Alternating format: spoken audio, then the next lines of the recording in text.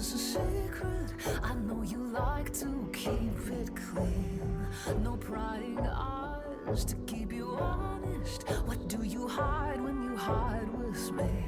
If you think you're clever, then you've never weathered anyone like me. I've been training all my life. Guess your number's out right. Cause when she calls mine, I'm not gonna lie.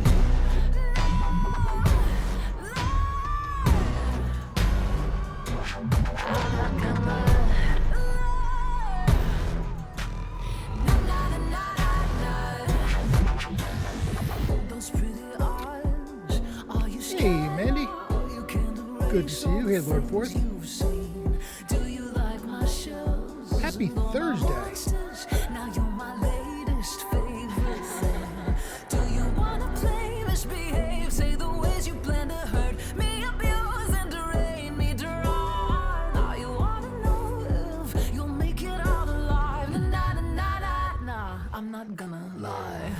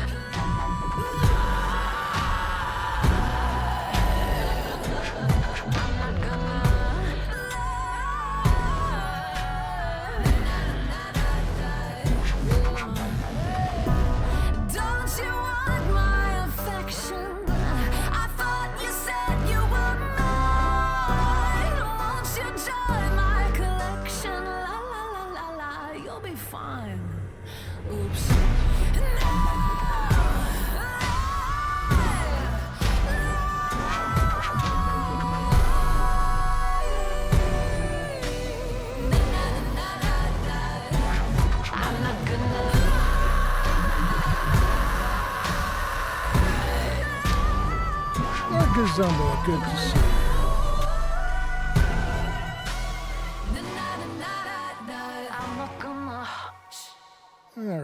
All right. Welcome to the TTRPG Theater. I am your host, Rob, otherwise known as Phantom NJ. It is another Thursday here in... Wake up.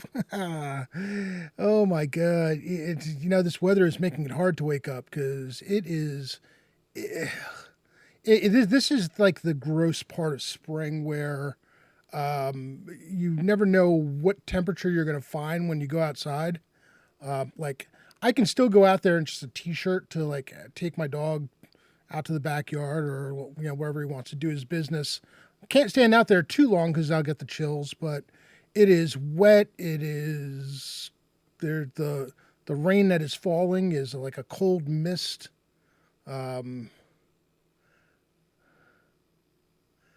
7 parties got, I'm assuming that was TPK'd. We don't need a rod resurrection, but a recovery program computer died. That was very, very random. Oh, man.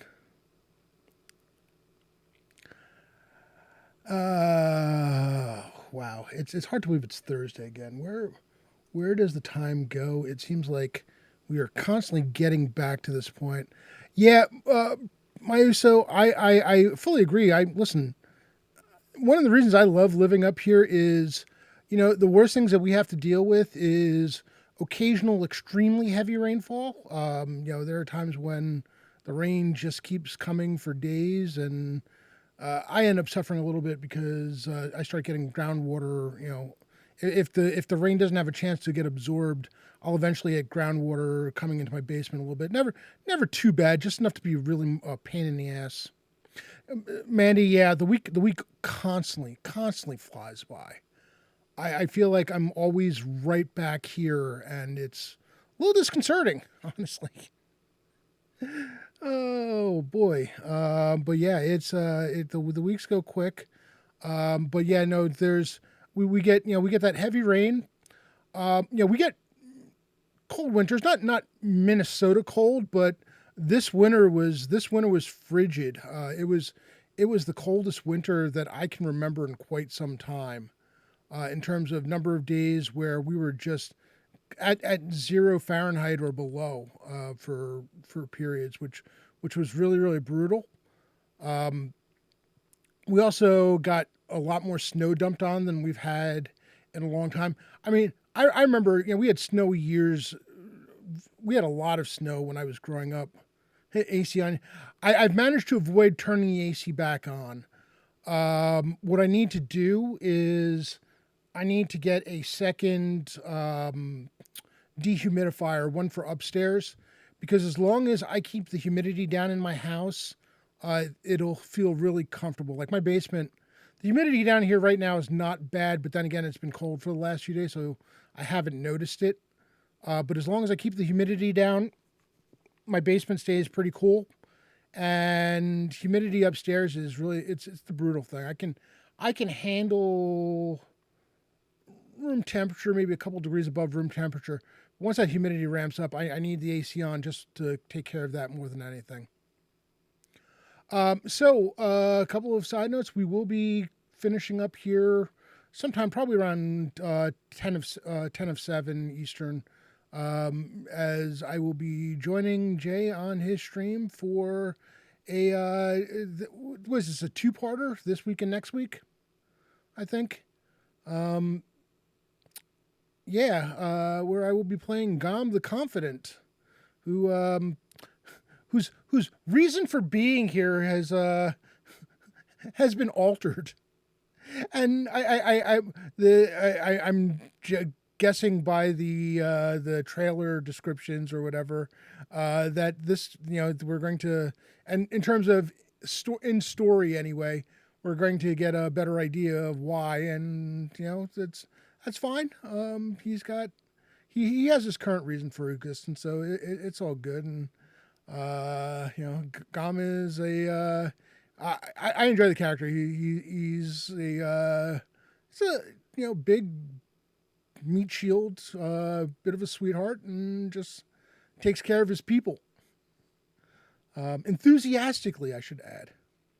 Hey, Savage Splendor, Touch of Evil, good to see you both. Good evening. Welcome. Yeah, this week is just random thoughts because the goal is to make Gom cry tonight. Oh boy.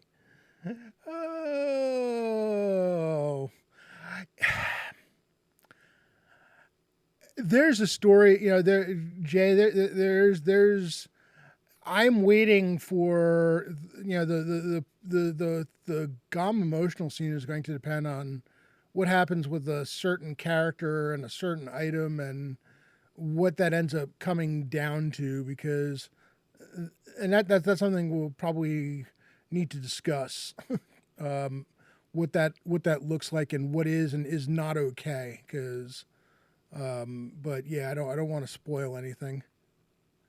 Because first of all, I don't know that it's necessarily going to happen, but should it get to that point, there are things, decisions that need to be made, and we don't want to be ruining anyone's fun with it. Cry with joy.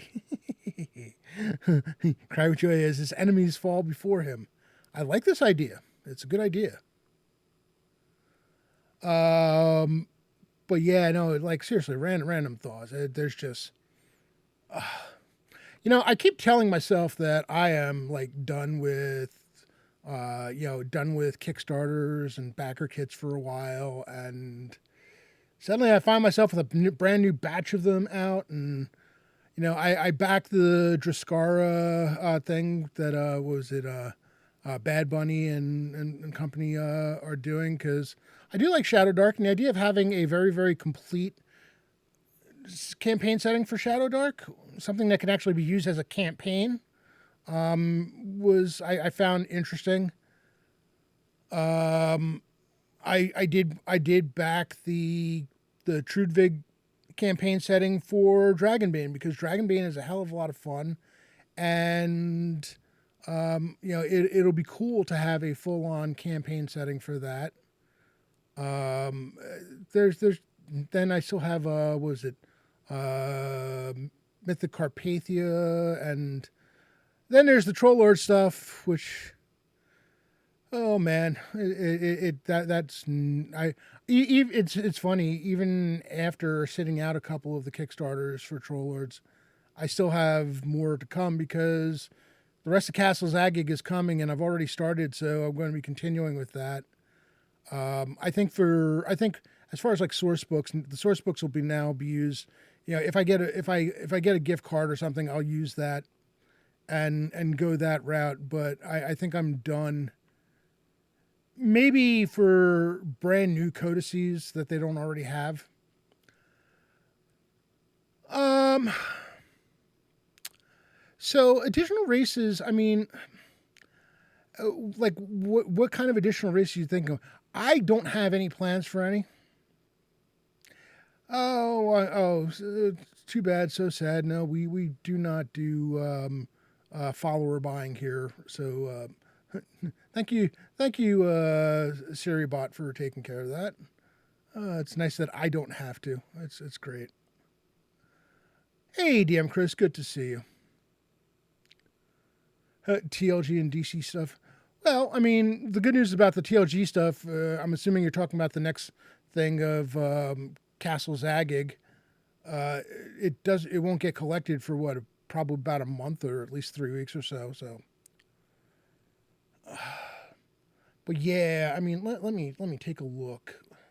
I still have, I've got I've got some really old stuff outstanding from like a Kickstarter standpoint. And it's amazing how you can tell that Kickstarter is using light mode for their page because, oh man, back projects 42. How the hell do I have 42 projects backed? Oh, this is what happens. So yeah, there's the Dragonbane. Then there's the Arcand and Book of Magic for Dragonbane, which is been in progress for a while.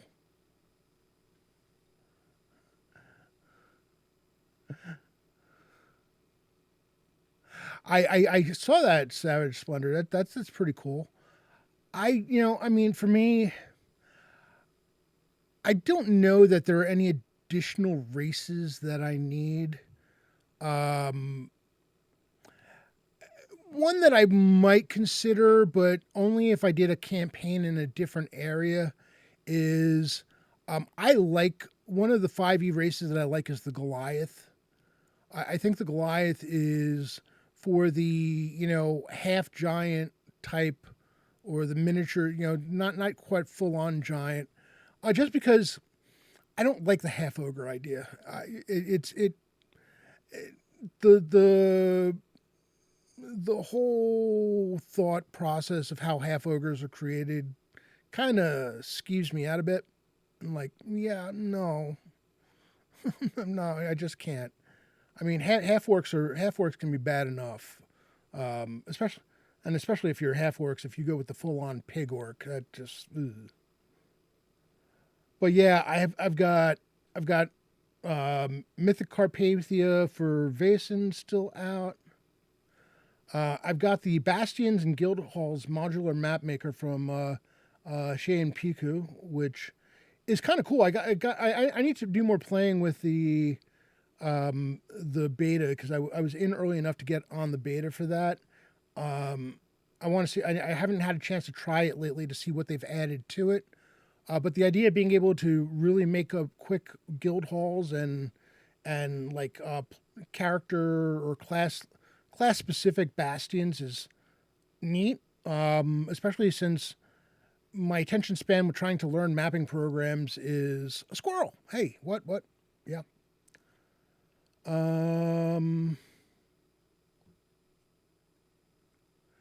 So yeah, the let's see. All right, I need to mark the mycologist primer as got it because that came in. They've got a new one coming out. They're moving to avians, which is kind of cool. So here's the thing with an evil campaign. You need to carefully vet your players for that one. And you need very, very clear guidelines on what is and is not acceptable. You need the players to all buy in and make sure that they agree on what is and is not acceptable. Because the problem with an evil campaign is eventually somebody wants to be the leader. Somebody eventually wants to be the big bad. And, well, player PvP, character PvP will eventually probably become a thing. Unless you've got it is really hard. I don't enjoy evil campaigns. I've tried running them. I've tried doing variations on them. They never last long because it eventually just gets out of control, and people just they want to do stupid stuff, and they don't want there to be consequences. So it becomes really difficult figuring out what their motivation is supposed to be, and why are they doing any given thing. It's kind of the.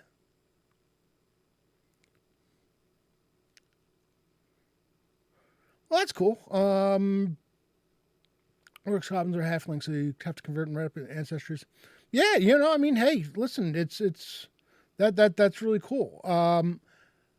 There is in the what they call I think Trollord has a downloads page called Bag of Holding, or at least that's what it used to be called, where they have one of the old Crusaders compendiums. There was two versions of it, where they included a whole bunch of new classes, and this was all fan made stuff, as well as converted different ancestries for the game. I warn you now that you're gonna need to go over those with a fine-tooth comb, because they are not, most of them or many of them are not balanced at all. We had somebody play a pixie, and I had to really take a hammer to what the pixie was given according to the book, because the pixie was freaking OP. Didn't even need a class, it was already OP. So yeah, it was a pain in the ass. But yeah, no, I mean, listen, it's all about what you want to do. It's not,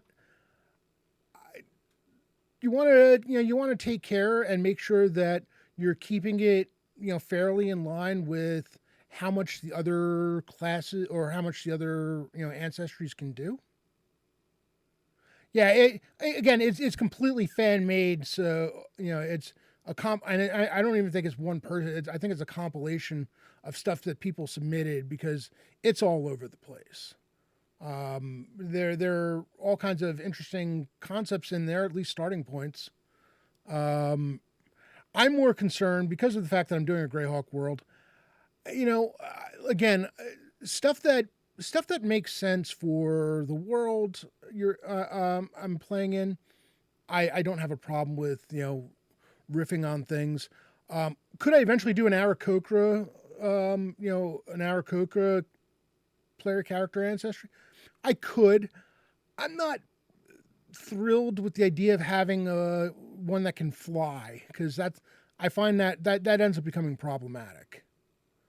It's problematic enough when you have somebody with a familiar or pet or something that can do flying recon, because eventually you're going to have defenses in place that specifically go after that person. But like Aarakocra, they've could easily be converted. Like I said, the 5e Goliath, I think is easily usable. I mean, you already had you already have things. Actually, a lot of the 5e giant type stuff, because like Furbolgs are already there, are already in the world. The Verbeeg and all that stuff. Things are already there, so it's not much of a thing. When I did a 5e Greyhawk campaign, I had Dragonborn. It was one of the 5e races that I allowed Lizardmen and I allowed Dragonborn. But Dragonborn, the whole Dragonborn thing was they were for the campaign that I allowed them in, they were central to the story because it had a lot to do with choices that the Soul made way back when and continued to make. Because those of you who are familiar, the Darrow, the crazy ass dwarves, evil dwarves, were a Soul creation, and well, I came to the conclusion that if the Soul are doing that kind of messing around, what would they do if they got a hold of some dragon eggs? And the concept of them basically creating, I forgot what are the dragon men called in Dragonlance? I can't even remember anymore. It's been so long since I've read the books, but I had the thing where Dragonborn came in two types. There were the Draconians. Thank you. The Dragonborn that I had came in basically two types. There were those that were feral and not very intelligent. Those that were intelligent were the ones that were allowed to be player characters because those were the ones that would have rebelled. They knew, they knew that they knew well enough or understood well enough what it meant not to be subservient to someone, and they rebelled and went off on their own. And it made for a great story. Not that, I mean, yeah, they definitely do not fit every setting, for sure. And I wanted to make sure that I had a good story for why they existed before I allowed them. Again, Goliaths are a lot easier. It's just, they came down from the mountains and realized that there's possibilities. They were, they're giant kin of sort, but not too big. And it was a reason. It wasn't. To me, they made a hell of a lot of sense in somebody playing a half ogre. Not a fan. Dinosaur people in the Forgotten Realms. I'm not. I haven't kept up with the Forgotten Realms in a long time. My knowledge of the Forgotten Realms is basically whatever I've come across in any of the computer games that I've played, and it's been a while. Never did buy Baldur's Gate 3. What else is there? I mean, lizard men are interesting. The idea of I won't say intelligent lizard men because lizard men definitely already had intelligence, but lizard men who are intelligent to be the ability to communicate, with humans and such, were a much more interesting idea. And again, lizard men, they're already there.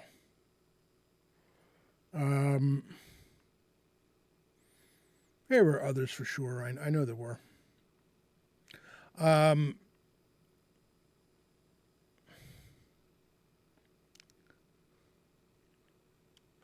Oh no, it is Verbeeg, I believe. Let me take a look at something because I want to make sure that.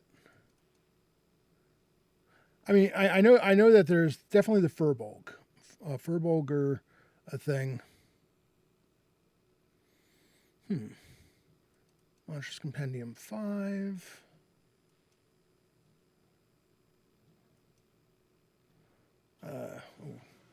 The Talk of the Vodkin. Or the Vodkin. Soriel, yeah, okay. That was... What was that in Curse of the Azure Bonds? That there was a Soriel? Or was it Spellfire? I remember now that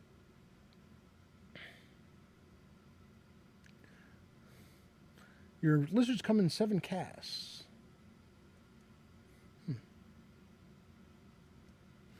All right, it was Curse of the Azure Bonds. Okay. All right.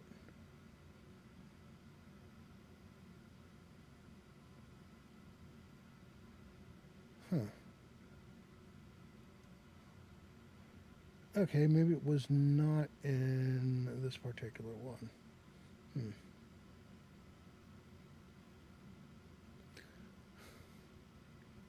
Spriggans are interesting. It's a gnome. Oh, no, no, it is very much not a gnome. Of course, the problem with the Spriggan is. Okay, yeah. The problem with the Spriggan is the gnomes that that they are cousins to are, and look like gnomes are, the old school gnomes where the gnomes were cousins to dwarves, not the weird, not the weird things that they are now. Oh, let me see what they said. Let's see.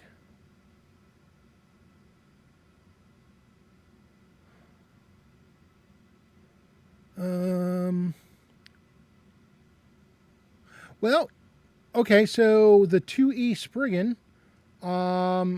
is a natural enemy of gnomes. In the 2E, the Monsters Compendium 5 supplement, the Greyhawk specific supplement, it says Spriggans hate gnomes more than any living creatures, but they truly love none but those of their own ilk. Perhaps it is the similarity to the true gnomes of the true gnomes to their race that drives their hatred. They like to terrorize, rob, and otherwise work vile deeds.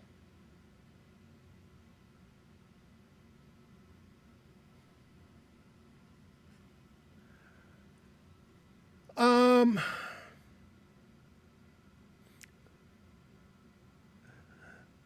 So tieflings. So tieflings.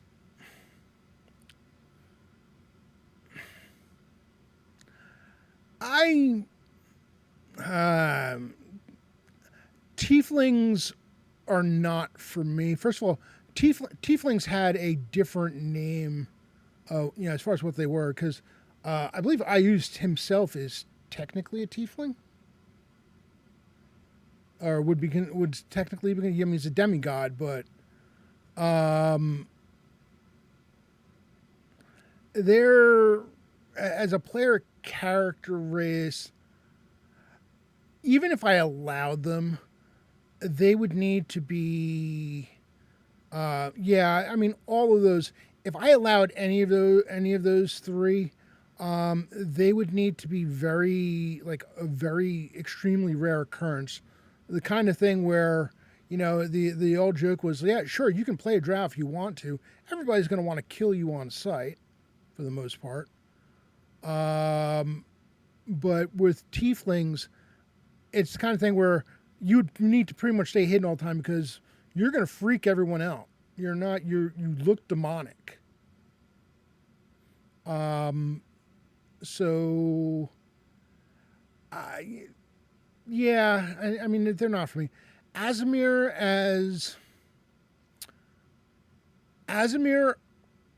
is the kind of thing where it would need to be a very special campaign. And I don't know that it works well in terms of a general open-ended campaign. If I was going to do a campaign that was more of the new style adventure path where the characters, they've got their story to fulfill and that's it and they're done. I could see like an Aasimar because it's an interesting. The problem with the Aasimar is if you play it the way the thing sounds, the Aasimar almost has that main character energy that runs through it. Hey, Fosco, it's good to see you, Ed. Welcome. So, I mean, I love using, like, the few times that I play playing 5e, I loved playing Aasimar Paladins or or actually even in Pathfinder, playing like an Aasimar Paladin or an Aasimar Cleric. But yeah, I mean, it really kind of does have that main character feel to it. Genasi, again, the problem with Genasi is one of those things where it feels like they need to be more power. I don't even remember what kind of powers the Genasi have, but now you're talking now you're talking a character that when the class itself feels like when the ancestry itself feels like a complete character without even adding a class to it, it feels a little much for me.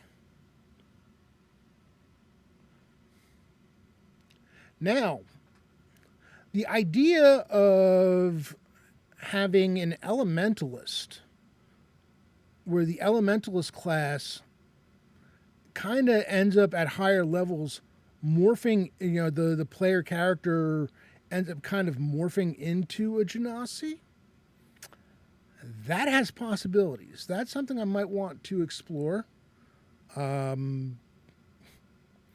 Of course, if Asher is watching this on what do you call it, either now or later, he might be getting a little nervous because he currently has the one elementalist in either of my games. He's got a fire elementalist who I think is about to hit level 5, is getting closer to level 6.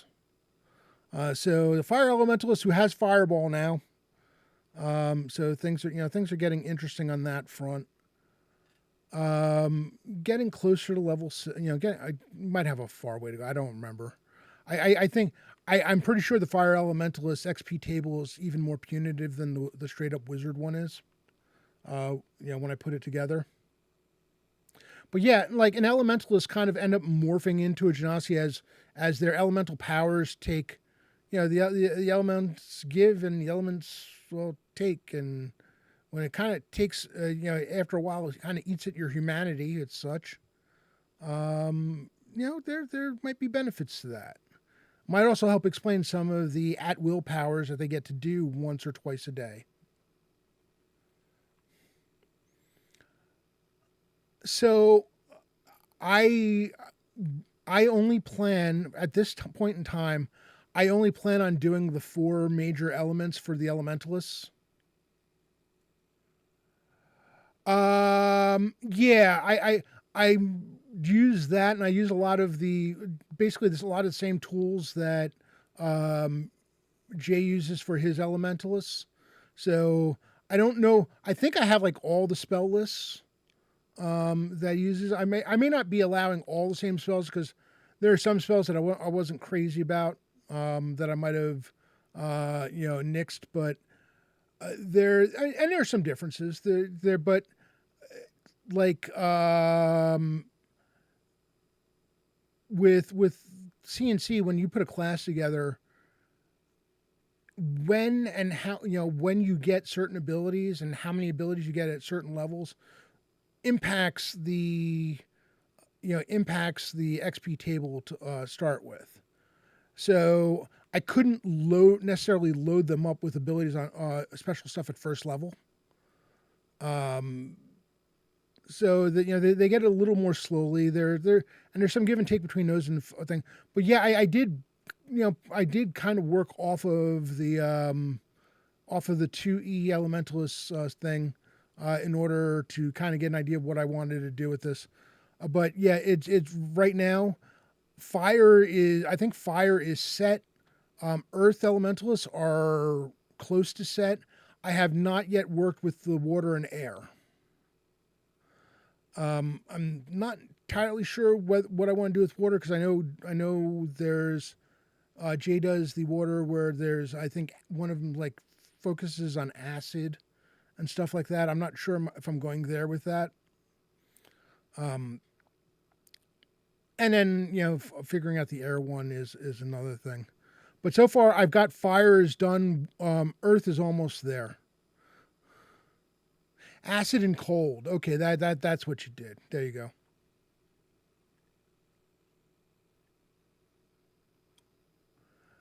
I'm not. I might go straight up cold. I'm not sure. I'll have to look. At the acid. I'm not doing quasi or para elementalists yet. That ends up becoming a whole different headache because now you gotta figure out what spells are appropriate, and you don't want to make it so that they've got such a large lead on the others.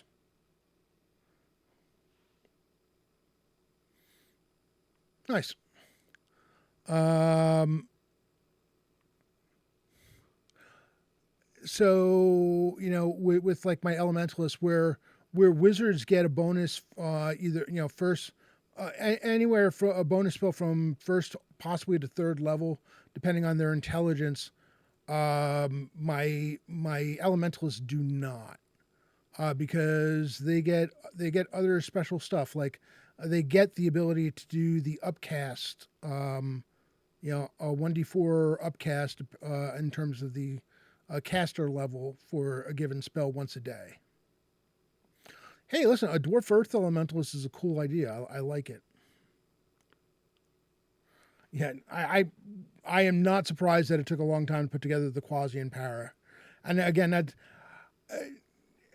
it's a road that I just don't want to go down. I don't need, I don't I it'd be more headache than it's worth, unless somebody is really really pushing to play, in which case they're going to need to help, and I'd have to go like look the things over and figure out whether, okay, is this cool, is this not cool, or whatever, because I'm not going to just throw that out there and hope that somebody uses it someday. I really do need to work on the specialty priest though, and I also need to work on some of the paladin variants. All right, I will keep that in mind, though we are currently enjoying the. Well, I mean, there's also having another character in the camp. I am about ready to let the fire elementals be a character in the main campaign if somebody wanted to play one. So, that's going to be an option. I think I might with the earth elementalist. Now that I know that the fire elementalist works, I might do the same with the earth elementalist, because it'll be a while before they get anything beyond what I'm currently have, and I've got my earth elementals from Jay's game that I can kind of use as kind of a guideline in terms of understanding what does and doesn't work, and things that I may or may not want the character to have access to in terms of spell usage. And plus, I need to make sure that there is a reasonable CNC equivalent for some of the things. But yeah, I need to get on the specialty priest, because honestly, that's the big one. And also, like I said, the paladin variants. I'm holding off on the Inquisitor for now, because eventually there's supposed to be one coming, I think. Oh man, Altamira now. Oh boy. It's like if they're looking for something to put on the Patreon, that would be the thing. It's like the city is great. In terms of the project and timeline stuff, or what are we talking about? I know it started picking up. There was the discussions as far as how this was going to work. Having the character classes be released at some point would be awesome, because I'm always looking for more character classes, and it would save me from reinventing the wheel, only to find out that, hey, and here it comes. It's like, oh well, okay. But I do want to do, and this one was kind of specifically asked for. Oh, that's awesome! I look forward to the official announcement and see where, see what that does to my plans. One of the things that I was asked for, Chris Johnson, who plays, oh God, Thraskin in the Embers of Empire campaign. He also has a second character, as a paladin of Tritherion, Sir Aldrich, I believe. Yeah, because I think Doc Shoulder's paladin is Percival. All right, Jay, in a little bit. We'll be raiding over in a little over 5 minutes from now.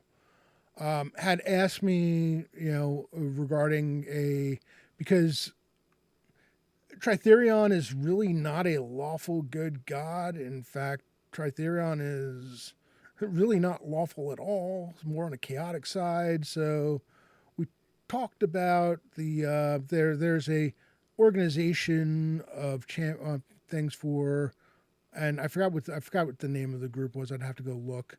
As far as serving Tritherion, and I want to do like a paladin variant specifically for Tritherion.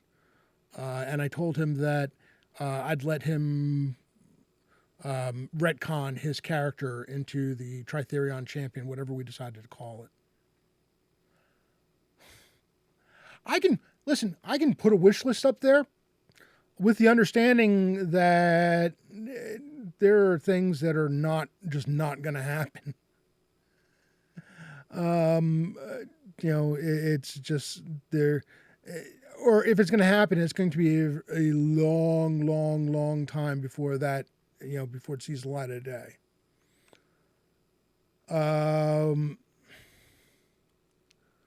But yeah, no, the specialty priest is a big one, and it's something I really just need to get going with. It's been a hard slog just trying to get anything moving. The ADHD and executive dysfunction is in full effect. Let me tell you, I still haven't unpacked all my stuff from GaryCon. That's how bad it's been. It's been a couple of weeks. I've been home a couple of weeks now, and the box upstairs from the stuff that I shipped home is still boxed up. Not opened yet. Nothing has been put away. Still not entirely sure where I'm putting all that stuff. I think I know, but it's the kind of thing where I don't want to open that box until I'm reasonably certain that wherever I put, wherever I plan to put the stuff is where it's going to end up. I still have plenty of things that have come in over the last couple of months. CNC stuff, various things that I've won and so on, that's still sitting in boxes that are shut, because I need to find the mental wherewithal and get myself going so that I put the stuff away somewhere so it doesn't end up being one more thing sitting out on the desk. I still have a new keyboard and a new, mouse. Not even a mouse pad. It's basically a gaming mat that I need to put out, but I still haven't. At least I got the keyboard out of the big box. Now it's in the small box. Hey, Captain Bone, thank you so much for the follow. Really appreciate it. Always nice to have another follower. We do have a giveaway going. Liberator of Trith. Ooh. I am writing that down because I kind of like that. If not Tritherion, I will definitely be using that for something.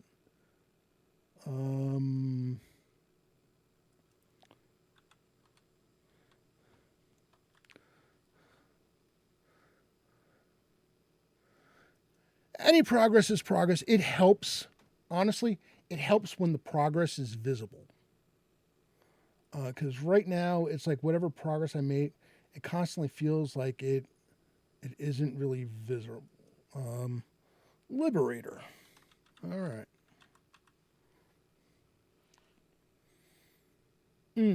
Yes. All right. Once again, we are going to be raiding into Lord Gazumba.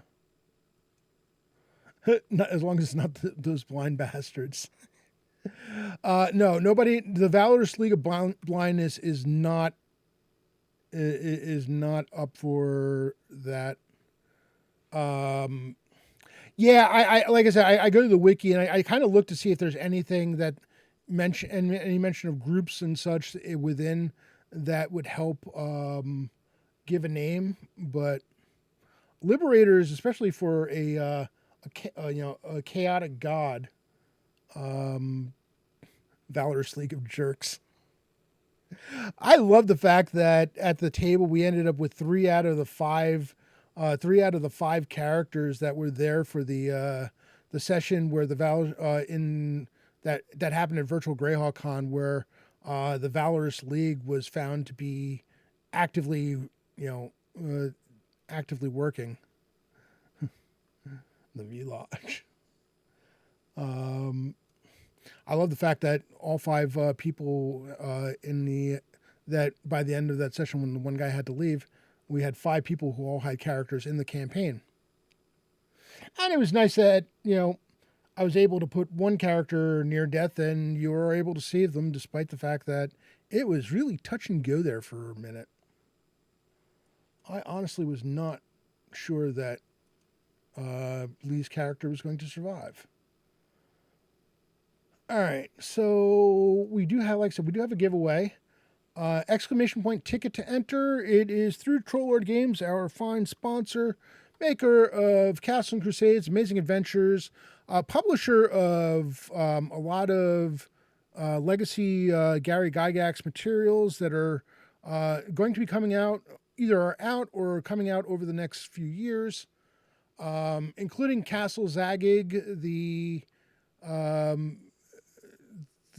new backer kit, or I think it's backer kit, is being done for this one. For the next section is going to be happening, I think, in the next week or so. There was one that is getting to the point where it's supposed to be printed. There was delays. I don't remember what all the reasons were, but it got held up a bit. So it's going to be a couple of months now before that gets done. Hey, Tarva, good to see you. But yeah, please enter exclamation point ticket to enter the giveaway. Your chances of winning are pretty damn good. So, go for it. It is a $10 coupon. And a reminder that if you're like me and you insist on having both the physical and PDF version of a product, when you buy something from the Trollord Games website, you have the option of physical, PDF, or both. The coupon can be, sent to the used for the PDF version, or it can be used for the both. It can't be used for the purely physical. Captain Bone, thank you so much for the subscription. I really appreciate that. And it helps defray the cost of the overall, because a lot of the PDFs are less than $10, depending on what you're buying. So, you don't want the coupon to go to waste. Get the physical and thing and use it to, pay half of it. All right. We are going to close out the giveaway. And again, we're going to be raiding into Lord Gazumba. Hang out for the raid. We will be raiding in. I will be playing in this game tonight. Gom the Confident is, his life is getting more complicated by the moment. So closing the giveaway. I'm going to go to stream ending and drawing a winner. Winner is Savage Splendor. Congratulations. I will get that out to you, either sometime this evening or tomorrow. But yeah, I just got the notification that Jay is live. So let's raid Lord Gazumba. I do have raid emotes of the raid emote available. Feel free to use them. They should be available to everyone, regardless of whether or not you are subscribed. All right, 18 viewers. Awesome. We are going to be raiding over in 5, 4, 3, 2. Thank you for showing up, everyone. I really appreciate every one of you. And 1. See you on the flip side.